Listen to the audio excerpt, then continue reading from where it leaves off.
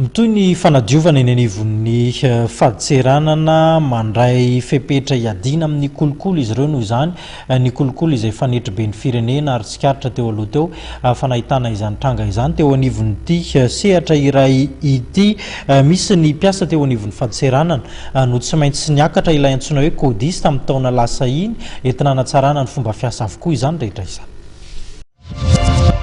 Manara-maso akaiky ny mpiasa ao aminy ny fobem-pitantanana ny faditseranana ka nisy ireo izay niakatra codiste tamin'ny taona 2017 iny. Amin'ny fonctionnaire anay aloha zany dia tsy maintsy mandeha codiste any amin'ny fopia tamin'ny herintaona za dia eo amin'ny 70 eo ny ankizy niakatra codiste nanay.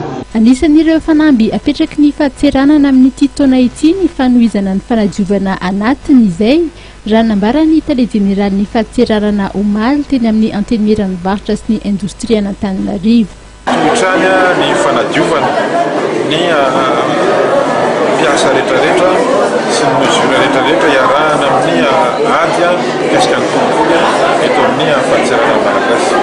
Tsy maintsy misy ny mampiaya tsy azo atao no andeha hiteny hoe tsisy ny mampiaya satria zay mba mihaino ihany fitarainan'ny olona sy mahita koa an'ilay zavatra rehetrarehetra zany ary efa misy mesura maro raisinay mikasika an'izay agent izay hoe mbola amin'ny manao an'izany eto amin'ny faditseranana. Tanjona iray ihany koa ny fanatrarana ny vola miditra izay voafaritra ao anatin'ny teti-bola-panjakana 2024 8,520 faingo 4 miliara ariary izany raha toka 7,7 sy 7,9 miliara tao anatin'ny teti-bola-panjakana nasipantsina 7,20.